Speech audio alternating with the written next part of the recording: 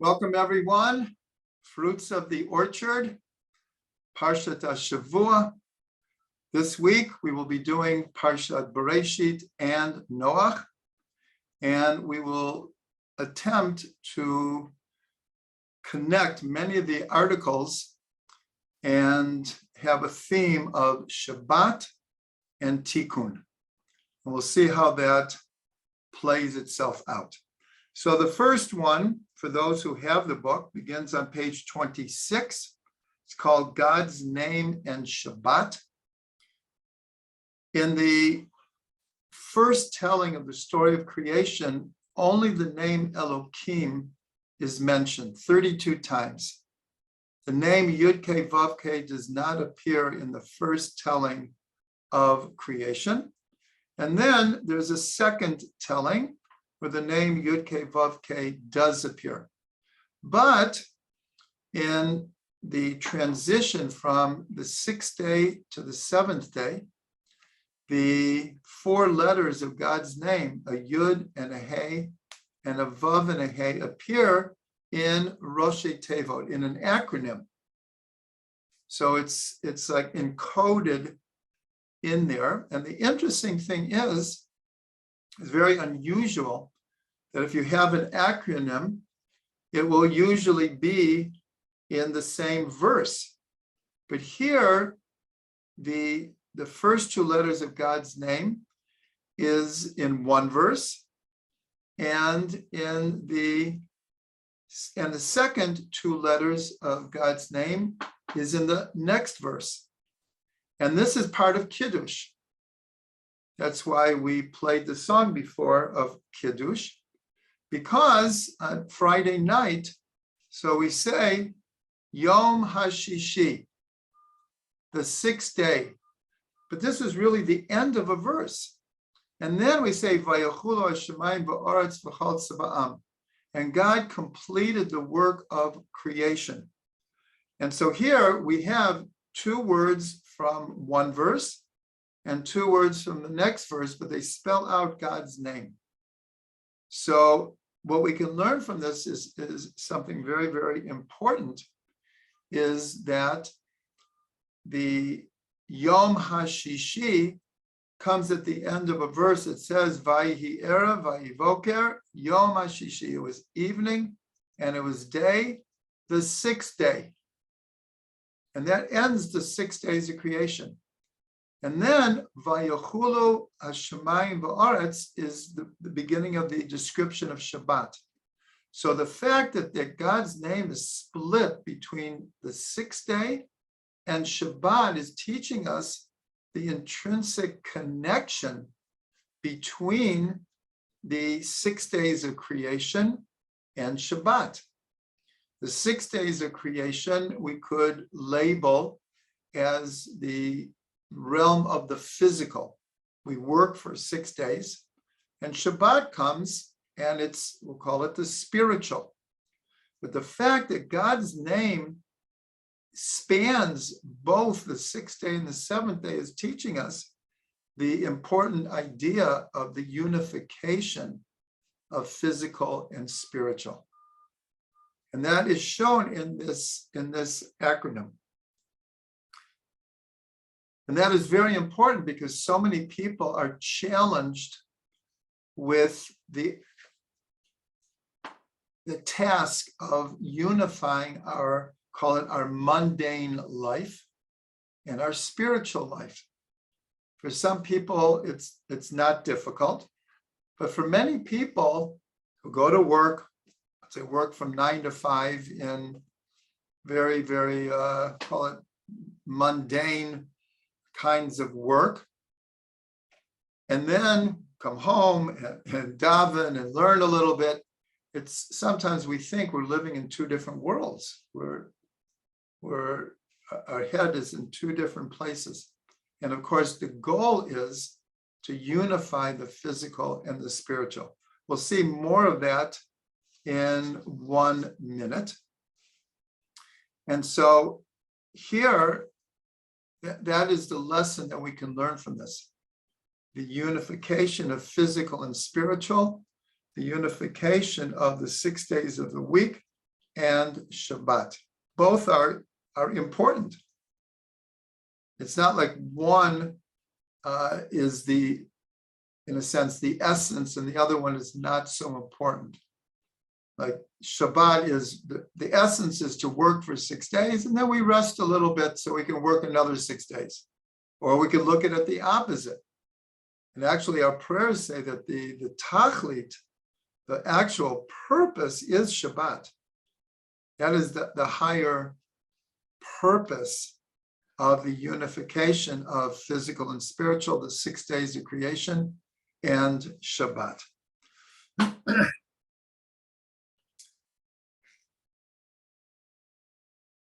So it's interesting because in Lecha Dodi, the beloved song we sing every Friday night, one of the verses, okay.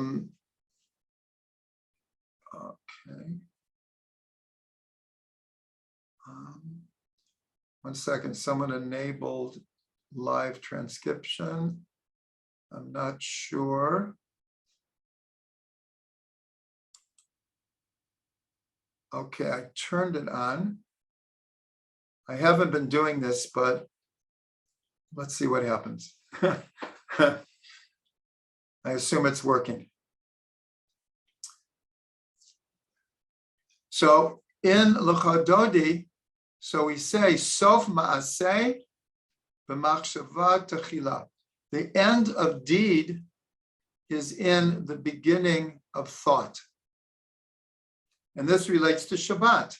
Shabbat is the end of deed, meaning at the end of the 6 days of creation comes Shabbat. It's the end of creation. But what does it mean? It was the first in thought. And so we answer, if you look at the word Bereishit, so the word Shabbat is in the word Bereishit. And it actually forms one of two phrases, Yira Shabbat, the awe of Shabbat, or Ya'er Shabbat, the illumination of Shabbat. And that's in the first word. So we see Sof Ma'aseh b'machshava techila. The end of deed is already in the beginning of thought.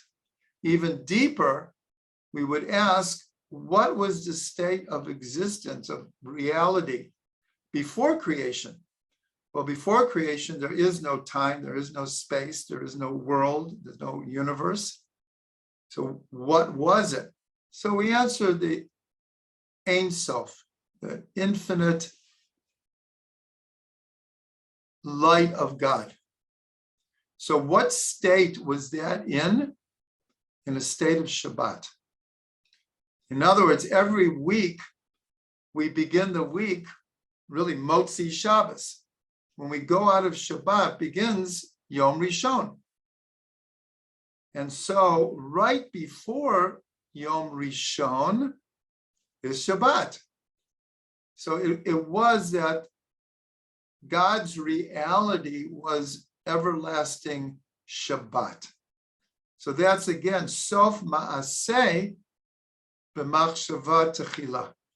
The end of deed was the first in thought. It was the reality before there was a creation. Okay. So now we're going to go to page 27. And this article is called The Fruit of the Vine and the Garden of Eden. So in the Gemara, there's a discussion. What was the fruit of the tree of knowledge of good and evil? There's a number of different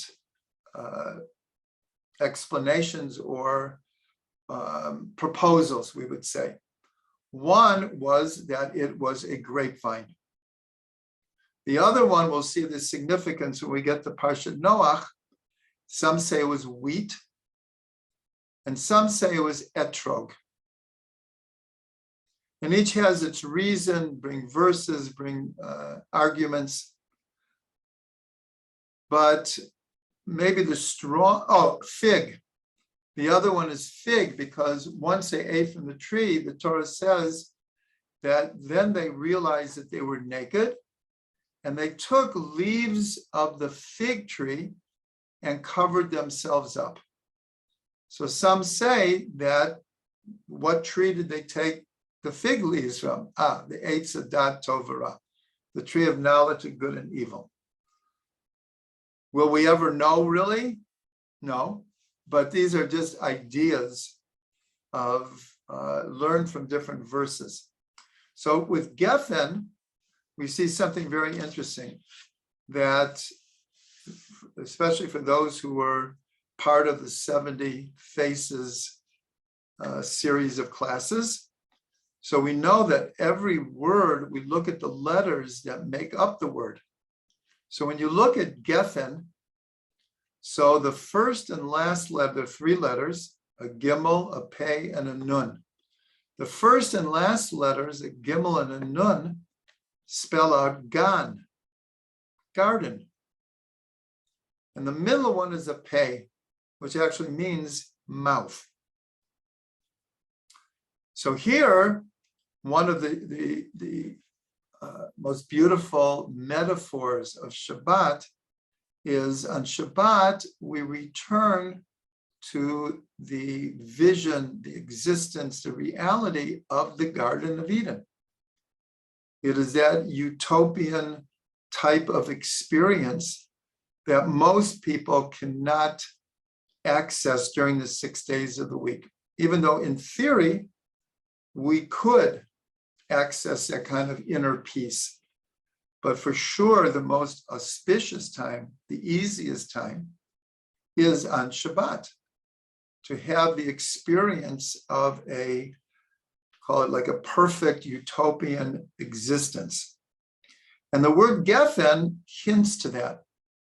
And this is one of the reasons that Kiddush, of sanctifying the day of Shabbat, is done with wine. Because it's not just that it was Geffen. We're told that it was connected to drinking wine. And so here, one could think that the last thing that the sages would choose to sanctify the day of Shabbat was possibly the same substance that led to the sin.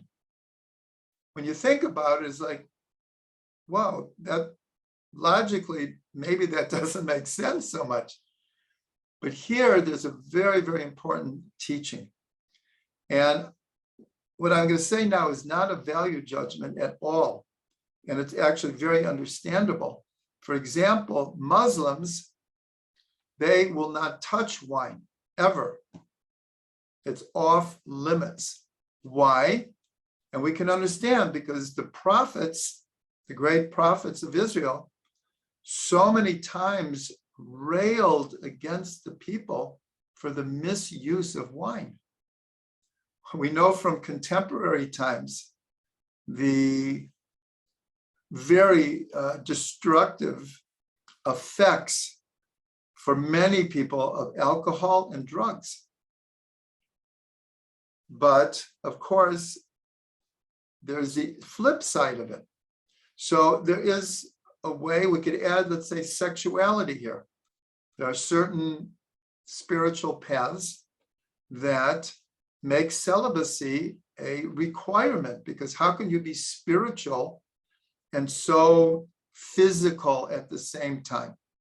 But here we see that when the sages chose to sanctify the Shabbat, and not just Shabbat, at a circumcision, at a wedding, at Shever Brachas, wine is used in order to sanctify the event, the Shabbat or holiday. And so here the lesson is, yes, we have to be careful. And yes, it can be misused, and many times it is misused. But when it's used properly, then we can make a tikkun. And as I said at the beginning of the class, these are our 2 themes tonight, Shabbat and tikkun. And so here we see just such an important idea.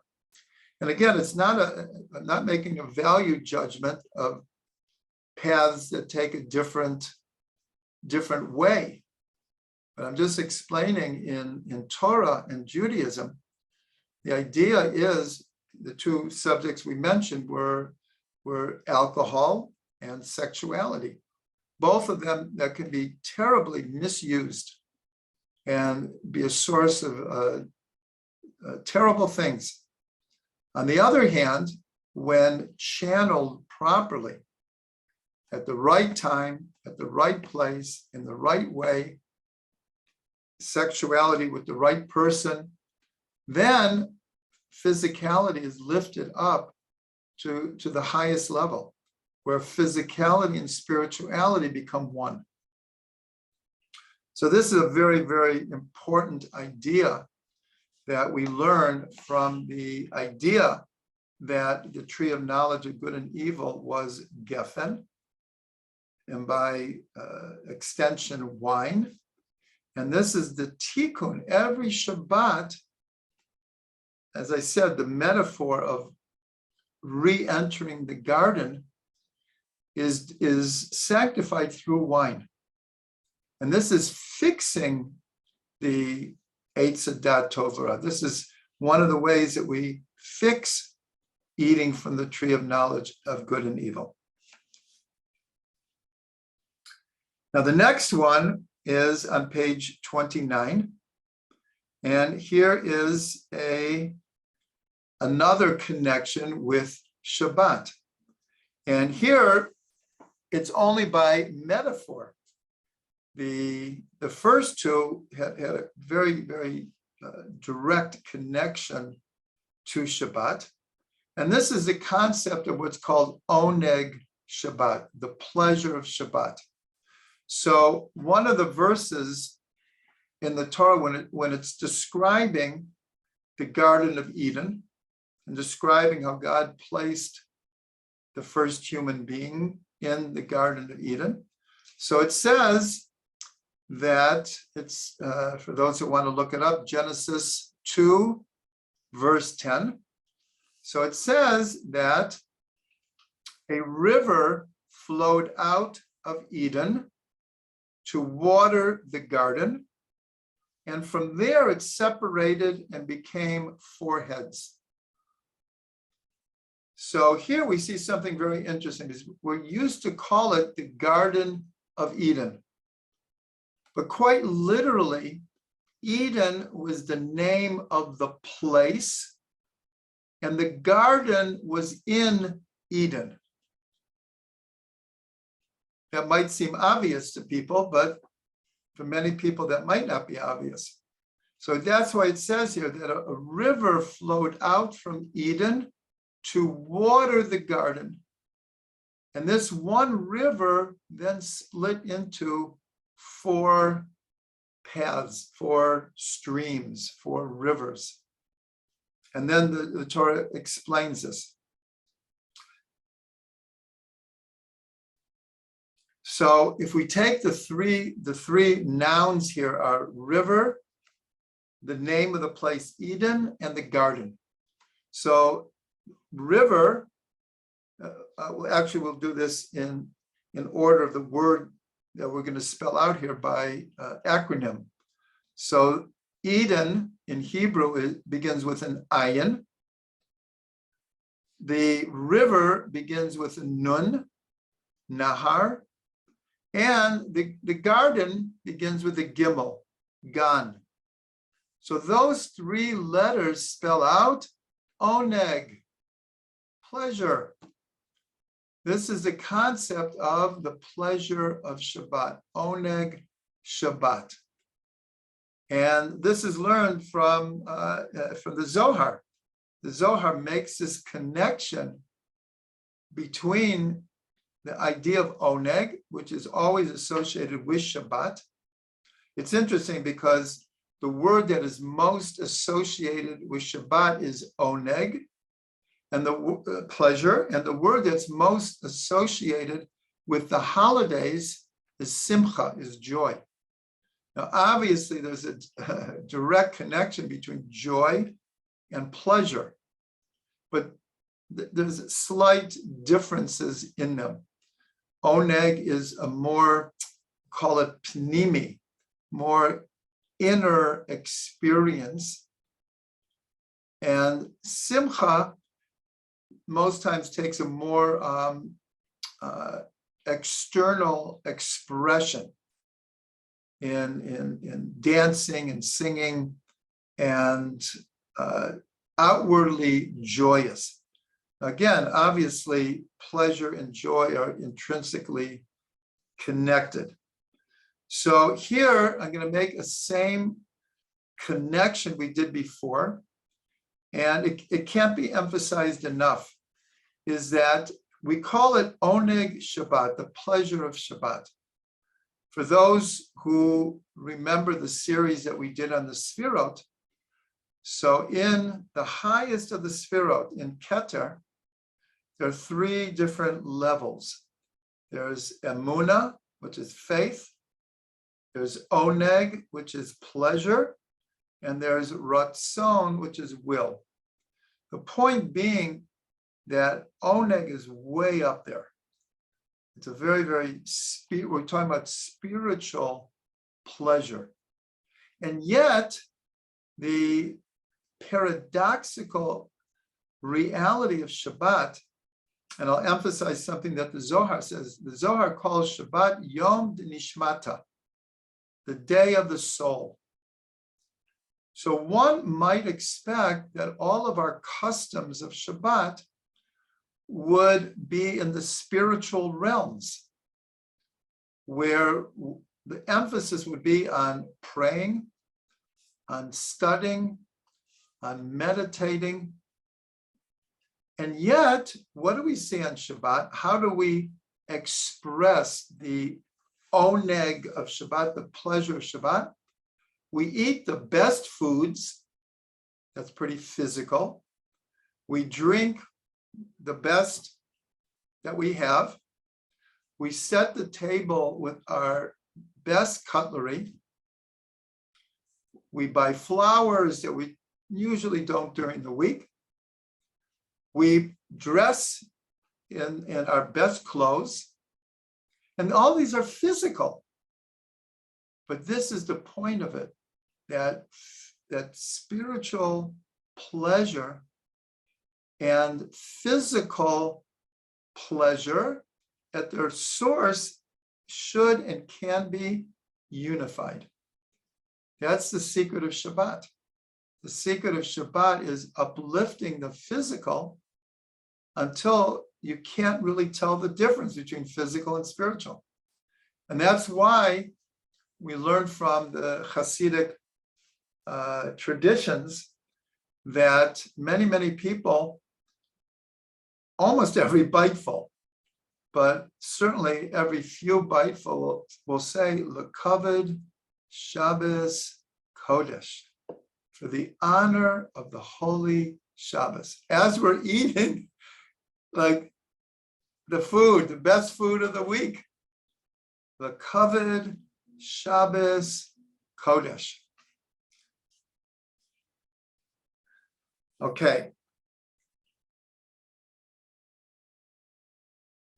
Now, one more. There's two of the three last articles in Bereishit is about Tikkun Chava. It's called the rectification of Chava. I'm not going to go totally into this right now. It's a subject we've actually, many of you have, we've learned together. But the idea of Tikkun Chava is because of the eating of the tree of knowledge of good and evil, which was precipitated by first Chava, Eve, eating from the tree, and then she gave it to Adam, and in a sense convinced him. The snake convinced Chava, and Chava convinced Adam. But really, it started with Eve eating from the tree. And because of that, the status, the position of women fell in the world. Not that it was had to be like that, it was determined, but that was a result of what happened. And the Arizal explains that, in a sense, all of history, there's a great fixing that has to be made, because ultimately men and women are equal. And the fact that in cultures around the world, in nations and religions around the world, at least on the outside, it seems that women had a lesser place, but that needed a fixing. And that's what's called Tikkun Chava. But what I want to get to is the article on page 31, which is called More Fixings of Eve. And this has to do with the 3 mitzvot that are special for women. Women have, in a sense, taken on 3 mitzvot and have tried to fix them. And they actually spell out the name Chana. The Chet is for Chala, that when we make a mixture of flour and water, and it comes to a kilo, there's a special tithe that is taken from the challah. And since throughout history, it was mostly women, obviously not exclusively, making bread. So this was a special women's mitzvah that they made it very loving, like a very, very special mitzvah to take the challah from the bread. Today, we don't have our kohanim and we don't have the temple, but still it's done symbolically to this day.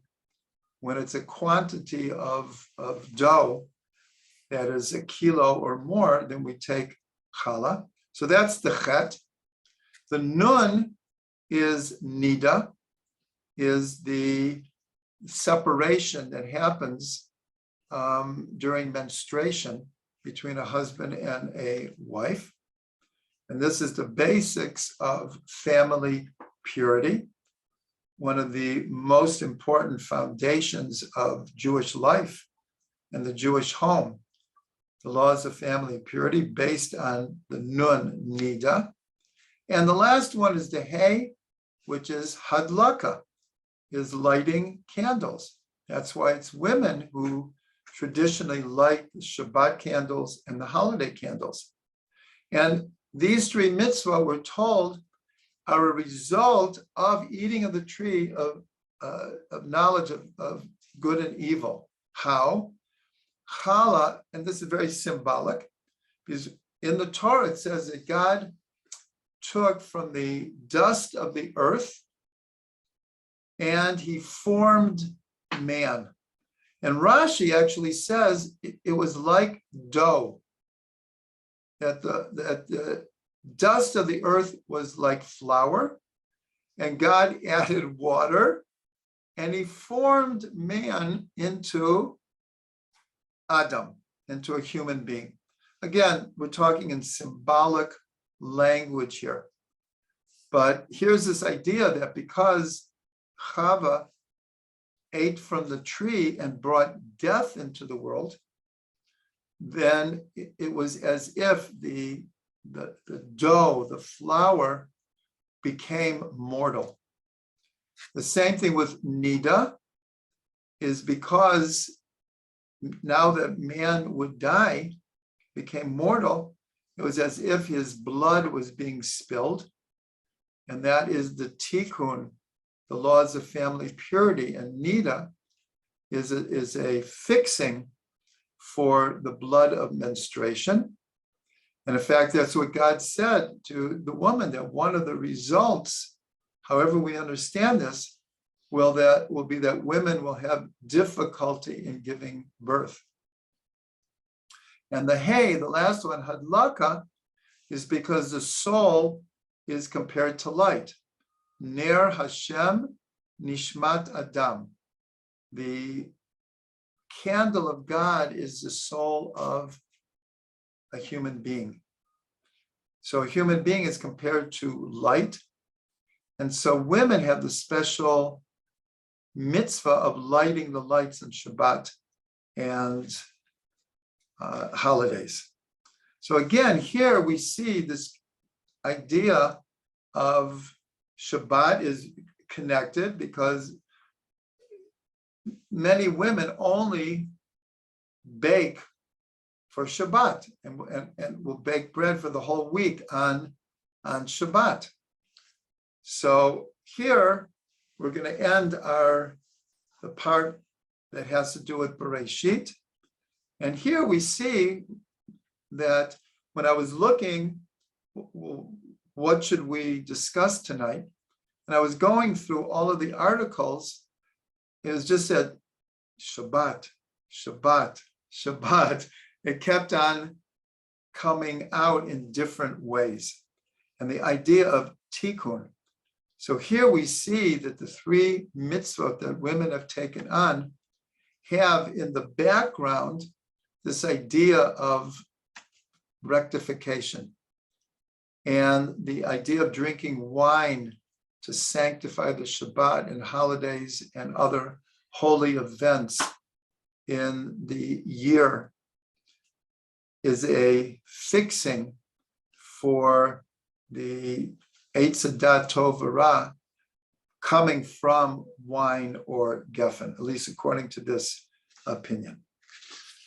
Okay, so now we're going to go into the Parsha of Noach. And here I'm continuing with the idea of Shabbat and Tikkun. So on page 33 is the article called Bread and Wine. And here, there are many points to this, but to make the connection here, we see in the story of Noach, the whole idea of the flood and the ark, and then the flood is over, Noach and family leave the ark, and it's a new world. It's a new world. And we're told that one of the first things that Noach does is he plants a vineyard. And then he drinks from the wine and he gets drunk. And then what happens, there's a slight disagreement what happened here, but his grandson sexually abused him. So here we see, we mentioned before how wine and sexuality, which can be the most holy of ideas of actuality, can be turned on its head and turned into the worst thing. And so Noach was defiled. And what do we see from this? First of all, why did he plant a vineyard and why did he get drunk?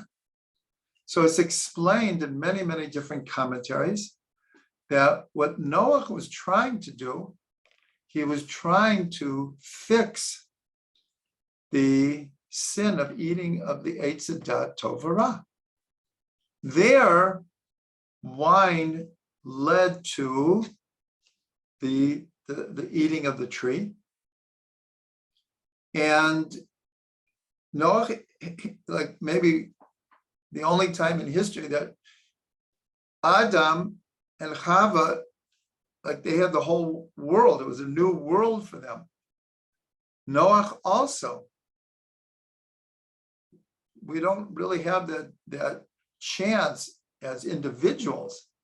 Here, Noach and small family have a chance to redo the world. So he plants a vineyard, but he gets drunk. So the question is, why did he get drunk? He was trying to make a tikkun here. He was trying to make a fixing here. How did he end up getting drunk? So I put together a midrash which doesn't necessarily connect this midrash to the fact of him drinking. I'm proposing such a connection. So the midrash says like this, that when Noach finally landed and he looks around and the world is destroyed. And then it's like the light bulb goes off in his head as to like, whoa, what happened here? And he turns to God and he says, God, how could you do this? How could you wipe out all of humanity? And so the Midrash says, God says to Noach, now you're saying something? I waited 120 years while you built the ark for you one time to try to convince me not to. One time.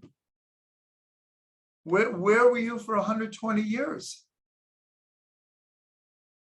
When Noah heard this, so I'm proposing, if that would happen to us, and God would talk to us and say, like, you could have saved the whole world. Why didn't you? Maybe we would go out and get drunk also.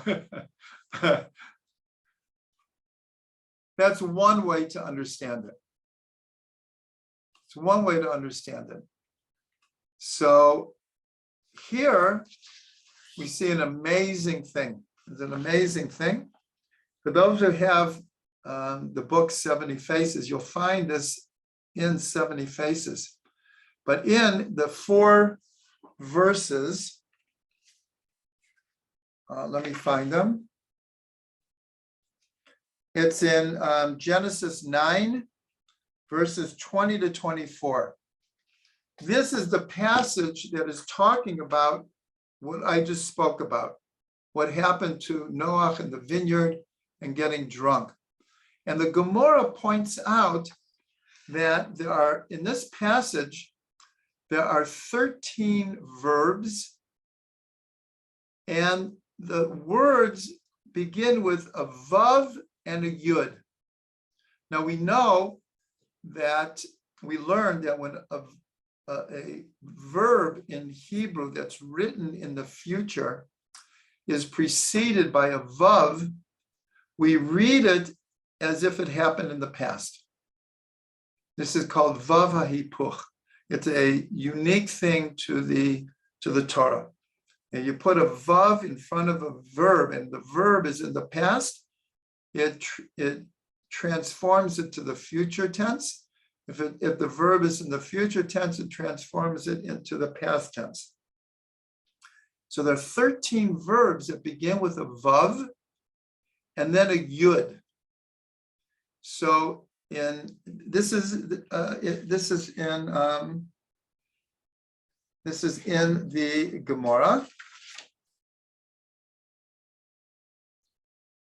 In Sanhedrin, in the Masechet of Sanhedrin. And in Hebrew back then, Vav and Yud, Vai, is like we say today, Oi, Oi Vei. The Vei is the Vav and the Yud. But they would pronounce it Oi Vai. So there are 13 like Ois here. And the sages point out like this is a very distressing incident that is happening here. And so the sages picked up on these 13 verbs that indicate a terrible thing is happening here. Oy, oy, oy, oy, oy, oy, oy. So now the amazing thing is here that 13 times, there are 13 vavs. So 13 times 6 equals 78. What's the significance of 78? Is the word for bread in Hebrew is lechem, which equals 78. So what's the connection here? What's the connection of bread and Noach and then we're going to connect it to wine. Well, the connection is that in the end of Parshat Bereishit, Noach is already born. Already at the end of Parshat Bereishit, tells about the birth of Noach. His father was Lemach, and Lemach names him Noach and gives a reason, because he will bring rest to humanity from its toils. What toils is it talking about? From the curse that Adam received from God. And I have to be very careful here, because it's not really a curse, it's the result of Adam's actions. Anytime we have the word curse in the Torah, of course, we think of that word in a very negative connotation, a curse. But in almost every single case, it means the results of people's actions, cause and effect. And so Adam, because he ate from the tree of knowledge of good and evil, in other words, trees are part of nature. And he was in the Garden of Eden in a perfect setting. And because he did not treat it in the proper way, so the result was that he would have to work very, very hard and sweat to bring his sustenance from the soil. And so then, and even now, what's called the staple of life in many societies is wheat, is bread. And here I mentioned before that one of the four proposals of what the Eitz Hadat Tov Ra was not only Geffen, but some people say it was wheat. So now here we have an allusion to these 13 Vavs. Again, Vav equals 6, 13 times 6 is 78. And Noach gets his name because he made it easier for people to grow crops, especially wheat. And in Eretz Yisrael, wheat was, in a sense, other than the fruits of Eretz Yisrael, was the most important crop, was wheat. And that's why on Shavuot, the offering was 2 new loaves of bread. That was the offering. That was Mincha Chadashah. It was called a new offering from the new wheat harvest. So here, we're continuing with the idea that drinking wine on Shabbat is a tikkun for Eitz Hadat Tov Ra, but now we're adding bread, because the blessing for eating bread is hamotzi lechem min haaretz. And so here we add the idea that in Judaism, a Shabbat, holidays, a marriage feast, a circumcision feast, all will have not just wine, but bread. It's called a Suda mitzvah, that when you make a feast into a mitzvah feast, it has to be with bread. So here you have the bread and wine connected not only in the Garden of Eden, but also in the story of Noach. And so every Shabbat, every holiday, when we break bread, and we sanctify the day on wine, and we break bread, all of this is a hint, an allusion to we'll call it the most important and major rectification in the world is what happened from eating of the tree of knowledge of good and evil. In other words, the entire context in which we live is a result of that mistake.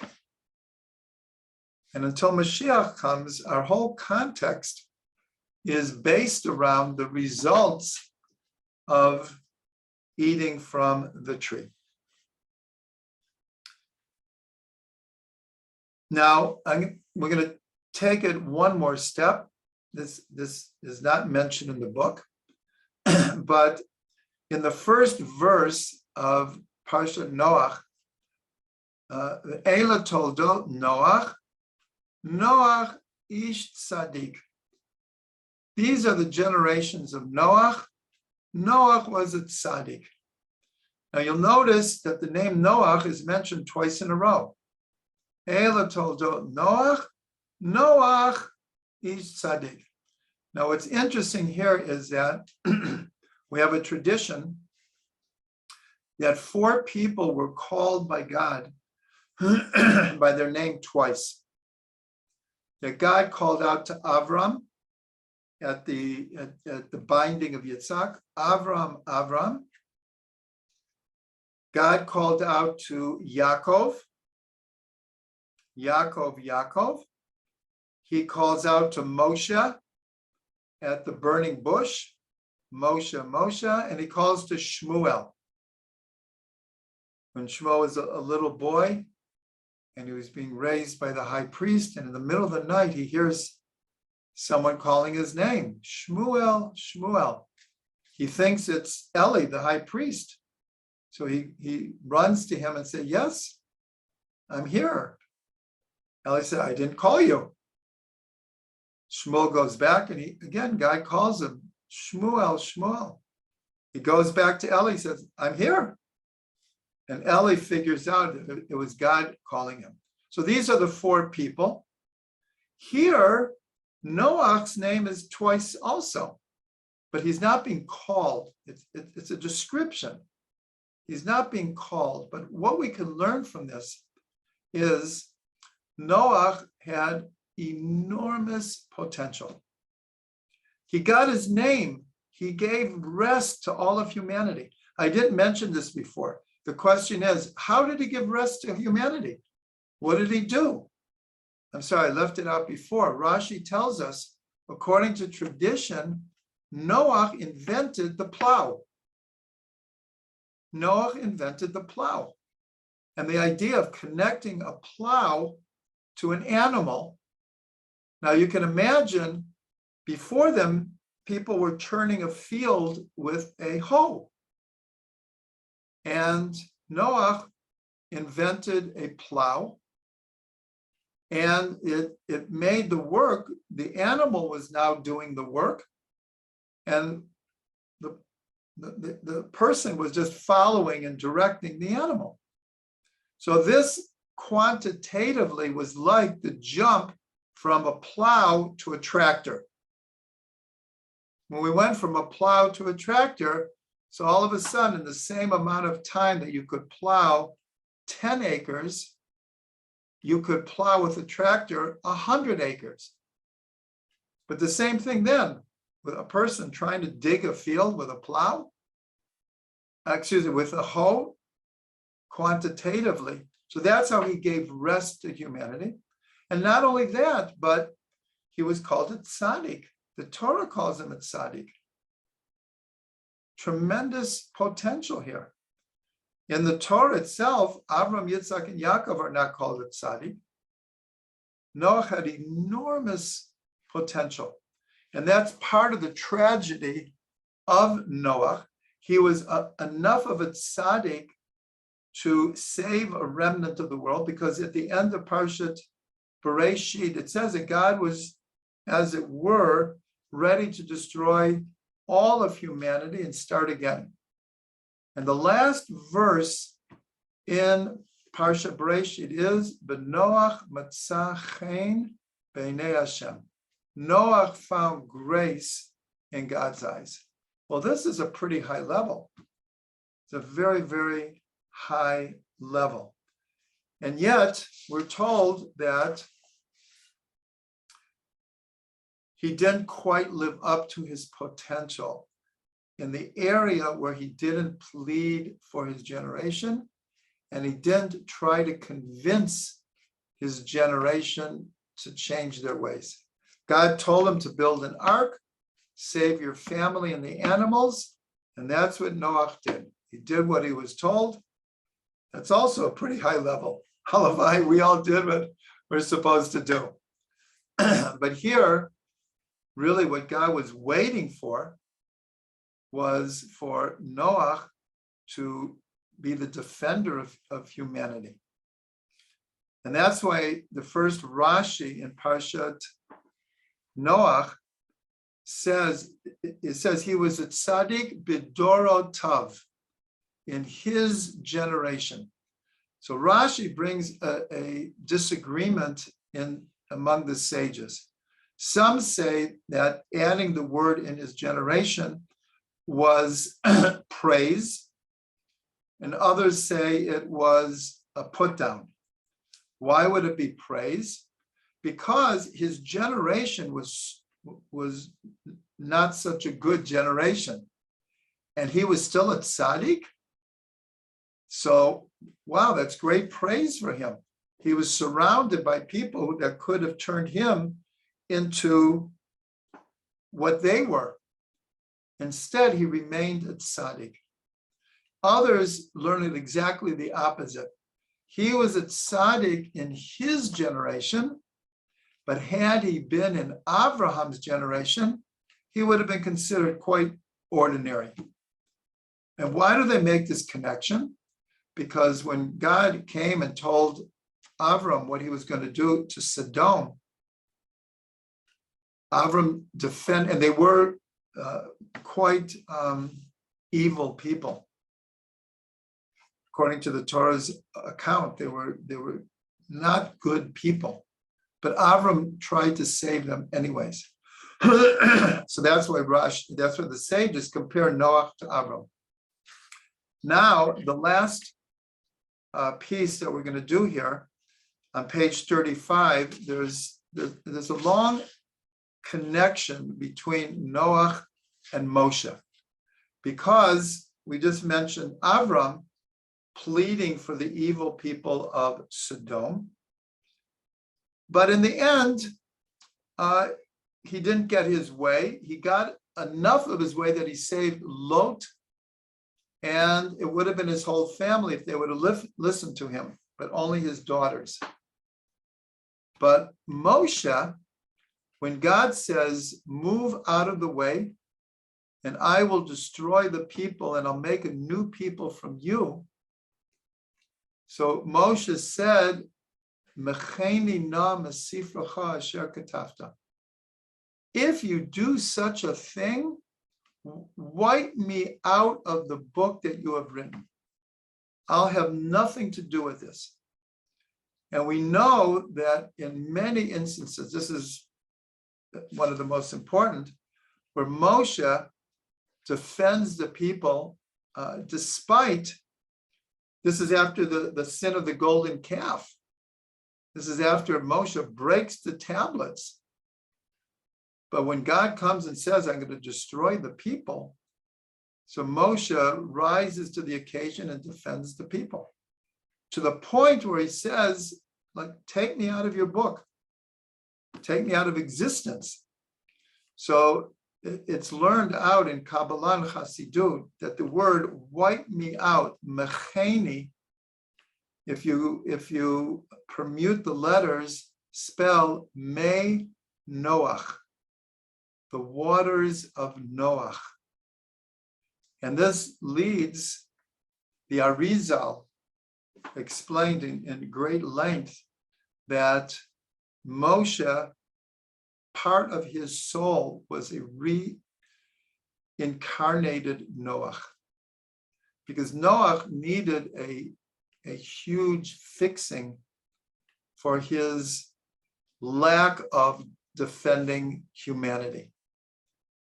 And we're told, Arizal says that when Moshe says, Mecheni, wipe me out of the book. Now, this word Mecheni also is the word that God uses when he says to Noach, I'm going to wipe out humanity. And because Noach didn't pick up on it, see, Moshe picked up when God said, move out of the way and I will destroy the people. So Rashi explains, Moshe understood, well, what happens if I don't get out of the way? That means that God can't or won't do this. But Noach didn't pick up on this. He didn't understand that that's what God wanted from him. God wanted him, even though his generation they were not great people. So I want to bring an explanation from Reb Shlomo. Reb Shlomo said, in essence, what was lacking in Noach's personality that prevented him from defending his generation? So he explains that he had a lack of confidence in his generation, and he had a lack of confidence in himself to be able to convince them to change their ways to avoid the catastrophe of the flood. In other words, he lacked self-assurance. He didn't feel that he could make that kind of a difference. Now, we already said that Noach was reincarnated in Moshe, and we know from the idea of reincarnation that a soul is never just a reincarnation of a person in a previous lifetime. It's always a composite of different souls making up a new entity. So part of Moshe's soul is Noach, a very important part, but it wasn't the whole thing.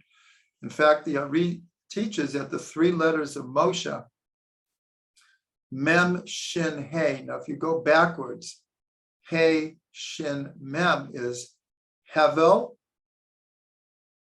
which is Abel, Shet, which is Seth, Mem, Moshe. Hevel, Shet, Moshe. So Moshe has within him the soul of Abel, the soul of Shet, the soul of Noach, and all of these make up the composite. And this is true for all reincarnations. This is why the concept of reincarnation in our mystic tradition is different than the Eastern idea of reincarnation, where it's the same person will reincarnate into a different body, and it's always the same person, just in a different body.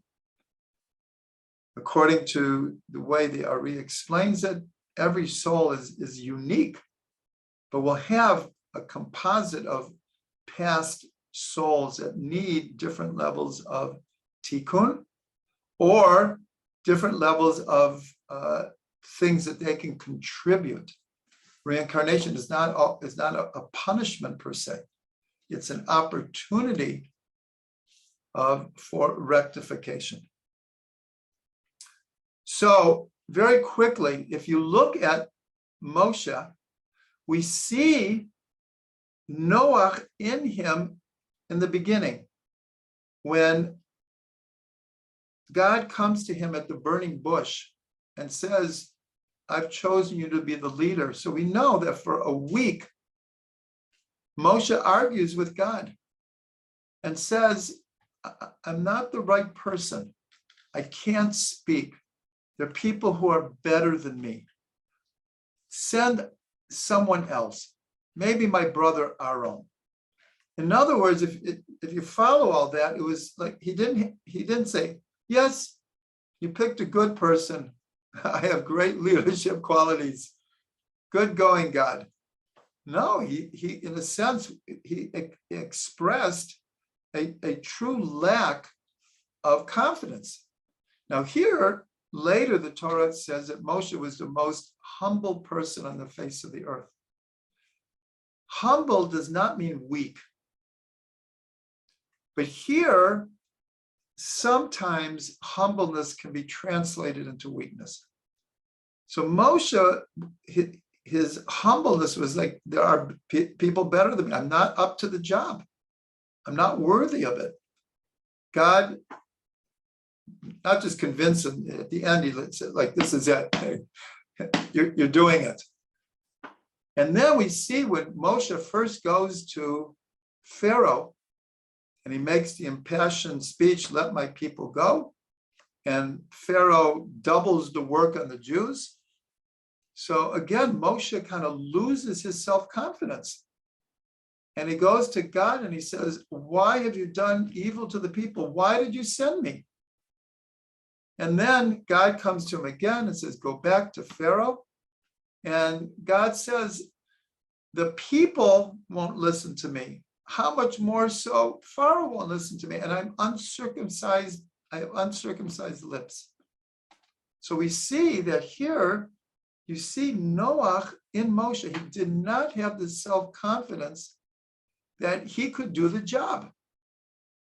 Now, we don't know exactly when the transformation happened, but there's no doubt that from that, call it humble, lack of self-confidence position of Moshe, at a certain point, he transforms himself into really the greatest leader in Jewish history, maybe one of the greatest leaders in human history, what he was able to accomplish. So much so that in many cases, he argues with God. He defends the people to the point that he offers his life that he will have nothing to do with it. So here we see an incredible transformation from a lack of confidence, which was the initial stance of Noach within Moshe. And the pinnacle comes when he says, Mecheni na mesifrecha. If you're going to do this, wipe me out of your book. And that was the tikkun. Again, Mecheni are the letters for Me Noach, the waters of Noach. And just to end here, that there are so many connections between Noach and Moshe. First of all, water, that Noach was saved by an ark, and Moshe was saved by an ark. He was put on the Nile River to save his life when he was just a baby. And in fact, his name, Moshe, the daughter of Pharaoh, names him Moshe, Min Hamayim Mishitiho. I drew him from the water. So obviously, Noach has to do with water, the flood, and Moshe does. The 120 years that he's building the ark, well, Moshe lived to be 120. The 40 days of rain. So there are different opinions, but one of the opinions is that Moshe's life is divided into 3 40-year periods. He was 40 when he fled from Egypt. He was 80 when he went back to Egypt to redeem the Jewish people. And then he passed away at 120. And then, of course, he was on Mount Sinai for 40 days, 3 different times. So in other words, the 3 40-year periods in his life are reflected in the 3 40-day periods on Mount Sinai. And each one of them, in a sense, is a tikkun for Noach. And then I just want to end with one more connection to Shabbat. So in the Zohar, the sages of the Zohar, so they compare Noach to Shabbat, because the sages ask, what did God create on the 7th day? It said God rested from his work, and it's implied that there was something missing in creation. So the sages say there was something missing, menucha, rest. The root of menucha is Noach. Lenuach is Noach.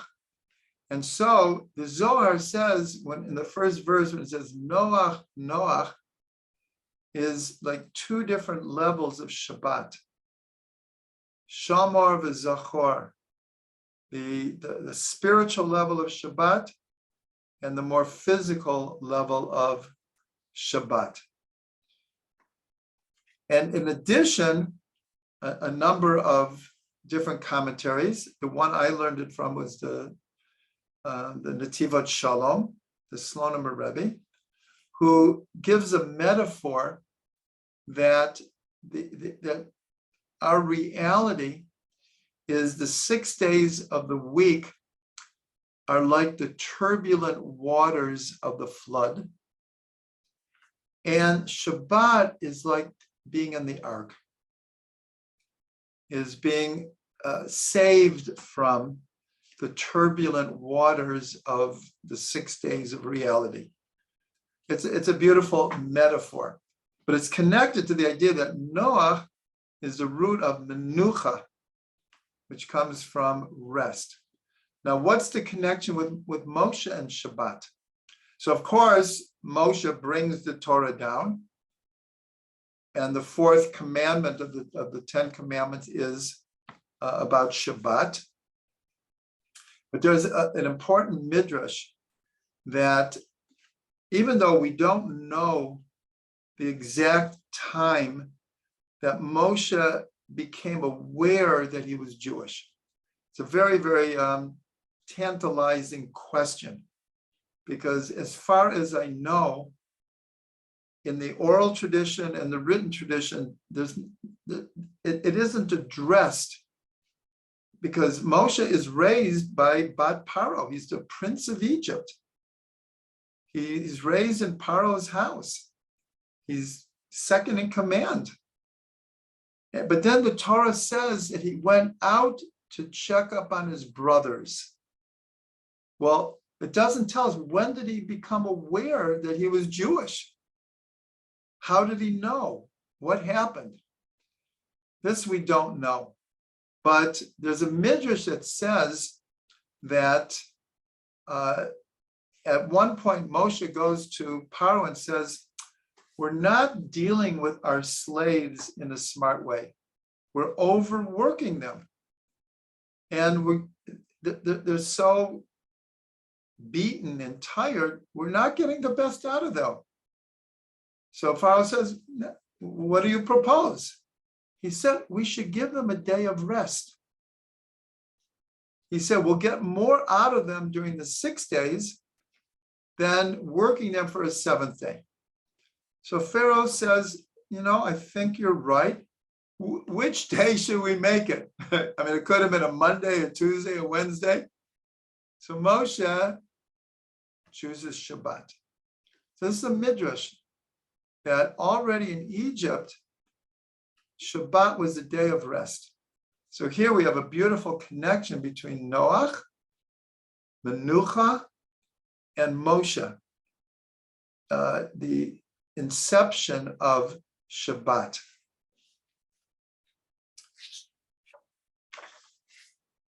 So let's end with a bracha. Our two themes tonight were Shabbat and Tikkun.